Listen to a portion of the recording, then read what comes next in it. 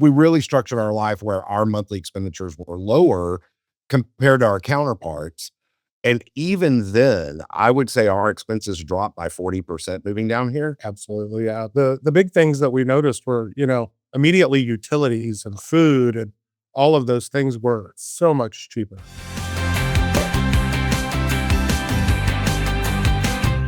Is it true, David, that retiring early and retiring abroad are nearly impossible today?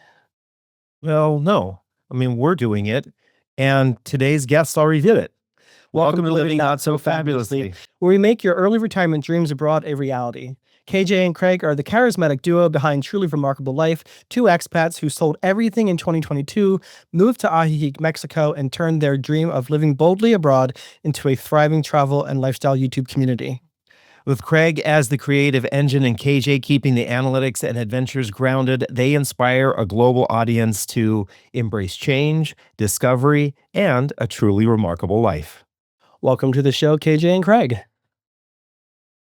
Thank you. Thank you. I'm KJ. I'm Craig. Nice to meet you. Thank you for joining us.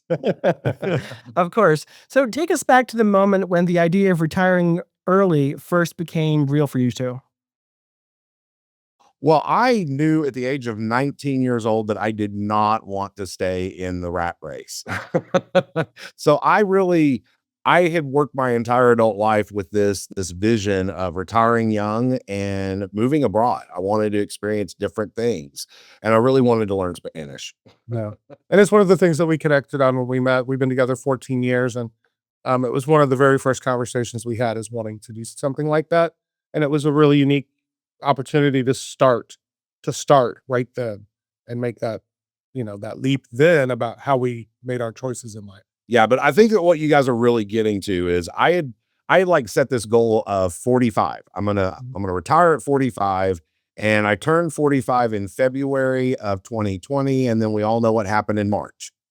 And COVID hit. My industry, interest rates fell through the floor, so I was crazy busy, and I was like, "Yeah, this isn't happening at 45." So worked for 2 more years, and it just seemed kind of like the universe was pointing us in this direction. Like this is time. It's time to jump off and do this. And I had discovered Ajijic through. I got an email or something about a city called San Antonio Tlacopan, and I'm from Texas, so San Antonio kind of took me down a rabbit hole, and we found Ajijic, and I binged everything I could for 3 days, unbeknownst to him. And I went to him and said, I think it's time that we pull the trigger and retire. And I found this amazing place, and I think we should just go. And Yeah. he stared at me for about 10 seconds and said, okay. And off it, and that was it. Yeah. Long story, but we had, my career had kind of wrapped up earlier than that. And then I had been remodeling houses and doing a bunch of stuff like that. And I was done, like inside, I was done. And I was trying to find a way to tell him. So when he came to me and said that, I just kind of went, okay, where are we going? Nice. So what does early retirement look like for you today? I wish I knew. So, I mean, we had this idea that we were going to retire and come down here and get involved, with nonprofits and do some giving back and that sort of stuff. But the universe kind of had a different plan for us. And it's funny because we had started our YouTube channel like 8 or 9 years ago, and it was really a way for us to put vacations and what's going on in our life, so that our friends and family all over the world could kind of keep track of us. And we had like 500 subscribers for years and years. Yeah. And whenever we told our immediate family and friends that we were going to retire and move to Mexico, we thought, well, we need to let everybody else know. And we put a little video up on YouTube, completely forgetting that it's a public forum. And all of a sudden, within days, our subscribers started going up. We got messages from people saying they wanted to follow the adventure and all that. We were like, oh, well, okay, I guess we're doing that. Yeah. And we continued just sharing our experience. And over time, as it grew, we really started to understand how people looked at our channel as a resource and how it meant so much to people to get to see what it was like to live here or to do something differently with your life. And that drove us forward on that part of it. And then instead of just coming down here and becoming a volunteer for different organizations or whatever, we kind of became one of the voices down here to be able to share that information. So Nice. If you're just tuning in, this is Living Not So Fabulously, where we mix a cocktail of real money talk with your early retirement dreams abroad. We're speaking with KJ and Craig of Truly Remarkable Life. So let's talk money. This is a finance show. KJ, you have a background in finance. What did enough mean for you to be able to retire early and also to retire abroad? For us, it really meant that we had sufficient assets to be able to generate a monthly income that we felt was, sustainable. And I'd done a lot of research on my background and stuff. I know a little bit about IRS tax codes and whatnot. And I went to our financial advisor with the idea of doing a 72T distribution. And he basically said, yeah, I've heard of this. It's like that weird thing that nobody really does, but let me talk to corporate. And he came back and he was like, yeah, no, this is something that you guys absolutely can do. We did the numbers and ran through the math, and it seemed like we'd be able to generate enough for us to be able to live down here. And so we were like, yeah, that's good. Yeah, I love that you share that 72T strategy, because neither our financial advisor nor our accountant were aware of it. And our financial advisor kept saying that it's our accountant's responsibility to come up with what the formula is. And our accountant couldn't figure it out. So David had to spend an inordinate amount of time trying to figure out which of the three strategies makes the most sense for us and what is the actual calculation. So hopefully we don't ever get audited someday. Yeah.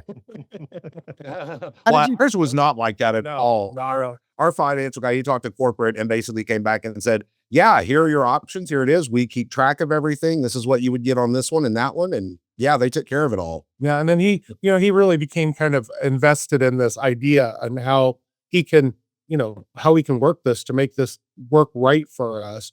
And so he was just as excited as we were about it and started diving into all the research as well. So. Nice. That's awesome. So you mentioned about having income streams. Would you mind at a high level sharing what the various income streams are, or is it all coming from investment income? Well, the basis of our monthly income is our 72T distribution. We also generate income through our YouTube channel and various things that go along with that.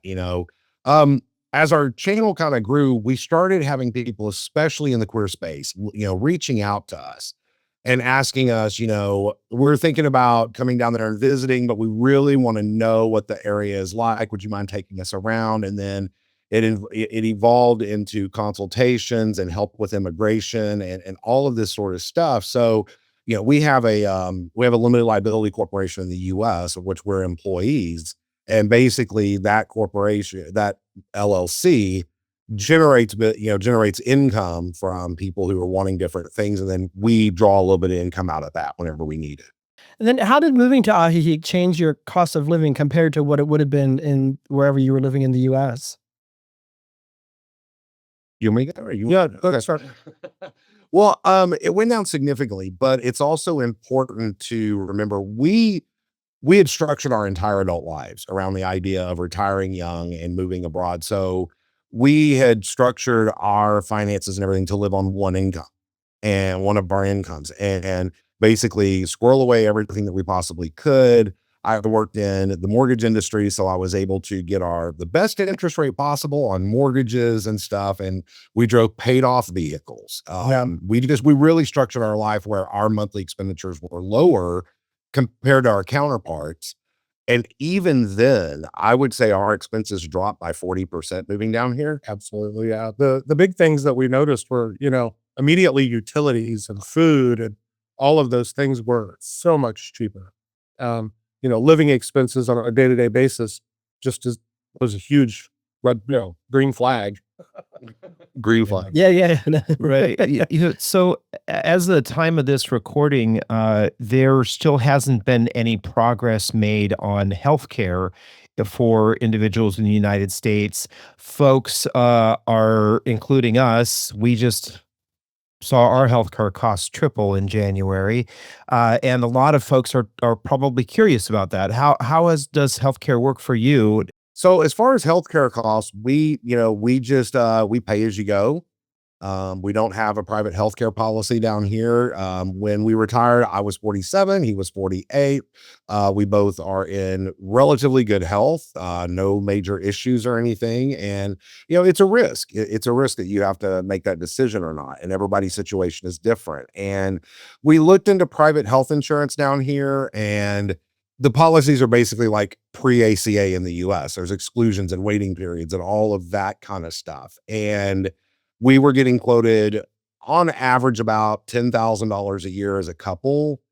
And what we decided to go pay as you go. And what I can say is, last December, 2024, I had to have an emergency gallbladder removal. It was ready to explode. It was a big deal.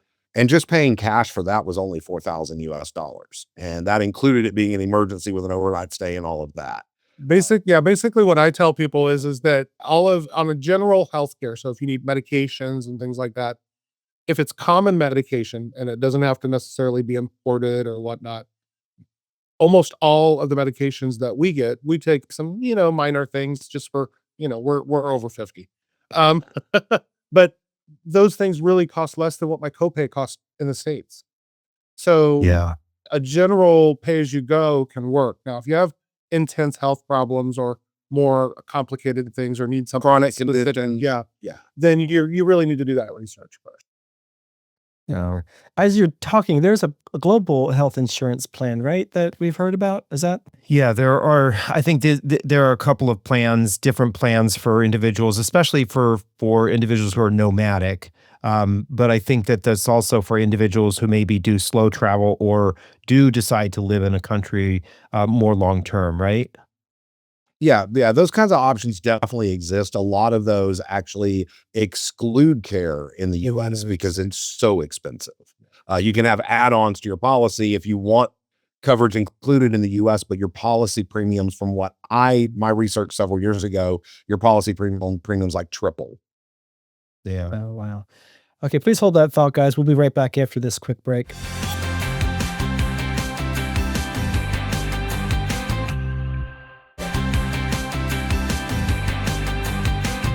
Welcome back to Living Not So Fabulously. We're back talking about early retirement in Mexico with KJ and Craig of Truly Remarkable Life. So you've mentioned it a couple times that you've always thought about retiring abroad. What was the appeal with retiring abroad as opposed to staying in the US, even at such a young age? Well, I think number one, we've always wanted to experience something different. We've always both been kind of around the Mexican culture. I have a friend that I've had for my whole life who's from Mexico. KJ's from Texas. So there's always some blending of cultures there. And we both really were interested in learning Spanish. And so it was a cultural enrichment kind of a situation for us, to where we really wanted to experience the culture firsthand.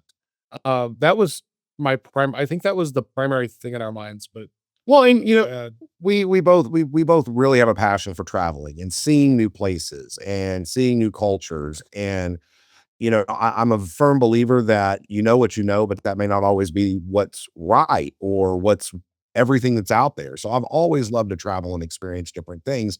So for me, moving abroad just made sense because I want to experience the world. yeah, I want to get to know different people. I want to get to know something outside of my own experience. Yeah. So I want to go back to Ajijic. Um, when you look at Mexico, most people probably couldn't point out where Ajijic is in Mexico, at least most Americans, let alone Lake Chapala, the largest lake in the country.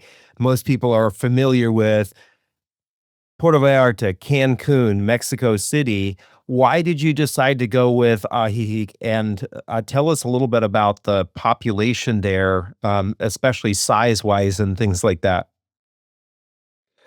Well, I think we had always kind of dreamed about our initial foray into moving abroad was to go to Hawaii. Right. I mean, I know it's part of the US, but it's a very different culture. It's out in the middle of the Pacific, and we vacation there with frequency. And we love the climate. We love the fact that there was this different, welcoming culture.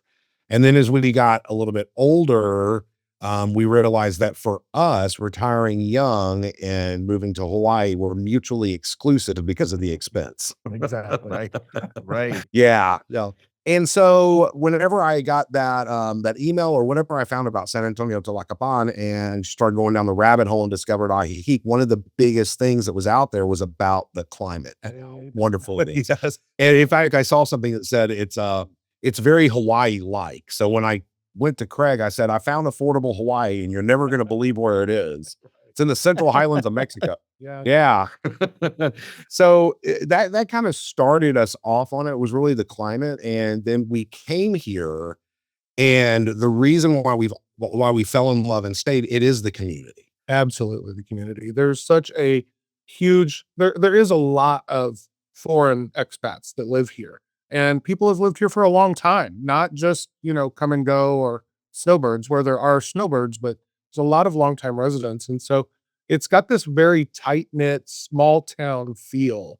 The other thing is that it is very integrated with the local community, so, it's not just expats hanging out with expats. It's it's a combination, and you can find different ways to get involved in both sides of the community, and we really like that. Yeah. And, and I'll speak specifically to the queer community here. It has grown considerably. I mean, in the last 3 years since we've been here, I would venture to say it's probably tripled in size. It's very, very large. And the way that we all take care of each other and support each other is just unlike anything anywhere I ever lived. I could regale you with countless stories, but we don't have time. Yeah. There's a And lot of there's a people over 50.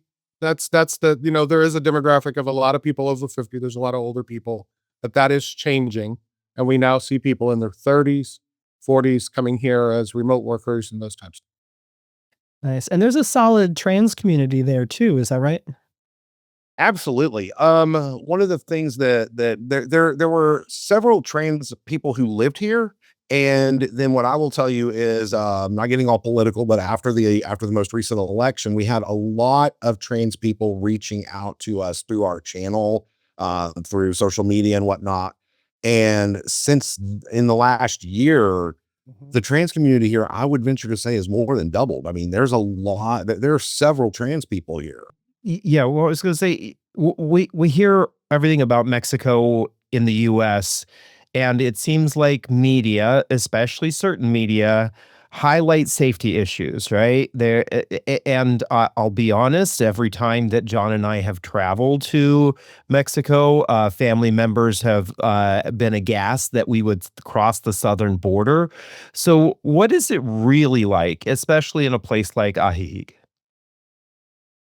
Oh, go ahead. Well, I'll jump off and say that the media in the U.S. This is my opinion. The media in the U.S. Being on a 24-hour news cycle, they have a lot of pressure to try to pull in viewers and pull in sponsors and advertising and all that, and it's very easy to take a story and blow it completely out of proportion and over and over and over until psychologically it's kind of getting worse and worse in your mind, right?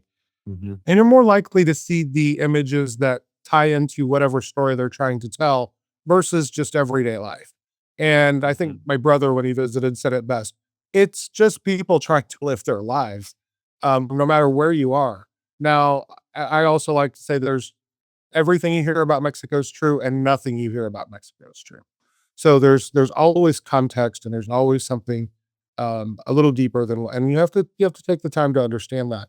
Where we live is exceptionally safe. I've not had to feel like I look over my shoulder. The local people are very kind. None of that stuff seems to be a problem here. There are places where there are problems here in Mexico. Mexico does have some problems. But it's kind of like saying, "Oh my gosh, there was a someone died in Washington D.C. Don't go to California." There are regions where things aren't, and you have to kind of understand that. Yeah, I mean, Mexico is a huge country. Massive. It's Yeah. huge. And I think a lot of people, especially north of the border, they don't realize the scope of how big this place is. Right. And just like in the US, there are places in the US that I wouldn't go. Right. And anywhere you go, you have to use logic. You have to use your travel brain and be safe and, not walk down the street counting your money or go into neighborhoods that you shouldn't be in. And so just use good tourist rules and you should be okay here. Yeah. But I will say this.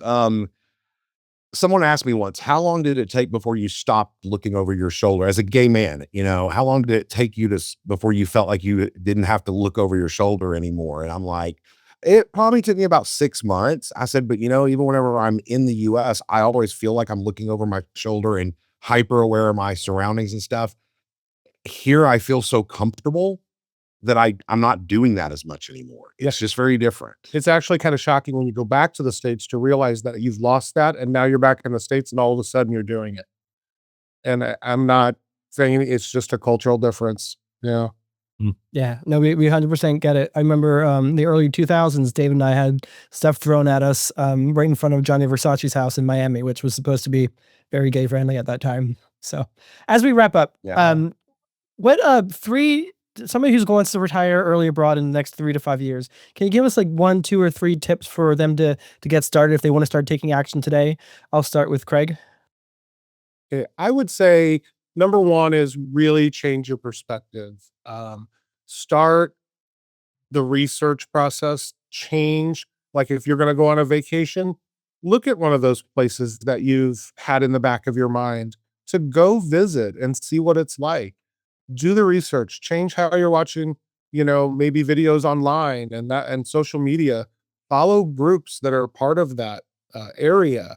Really start changing how you live your daily life in addition to what kind of information you consume. Because all of that stuff, when the time comes to pull the trigger, just falls into place. Yeah. Nice. Yeah. I would say another one is your wants versus your needs. Figure that out, because you may want that newest cell phone that just came out, but do you really need it? Because all of that, whenever you start figuring that stuff out, you can start saving more money. You start to learn how to reduce your monthly expenses, get out of credit card debt, learn how to pay off your credit cards every month if you're using them. It's okay to drive a paid off vehicle. There's nothing wrong with that. Start changing your mindset, and by doing that, you're going to learn to live on less anyways. And whenever you move abroad, it's not going to seem like such a far-fetched thing that you can live on a lot less money. When you don't have bills, your money goes further. You can use your money for things that you actually want on a daily basis versus having to save it to pay the monthly bills. So by eliminating some of those excess things that you don't really need, that's going to change everything. Nice. Well, KJ and Craig of Truly Remarkable Life, thank you so much for joining us today. We appreciate it. No, thank you for having us. We thoroughly enjoyed it. Yeah, thank you so much. Thank you. Both Craig and KJ highlighted this idea of changing your view of your life. If you truly want to retire early and retire abroad, you need to move those up in the priorities of how you spend your money. Retirement happens from planning. It doesn't just happen accidentally. And lastly, there are many, many retirement calculators out there, including by yours truly.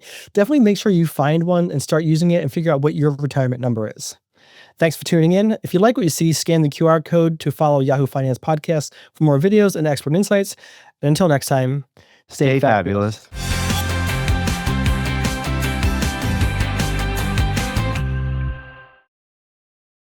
This content was not intended to be financial advice and should not be used as a substitute for professional financial services.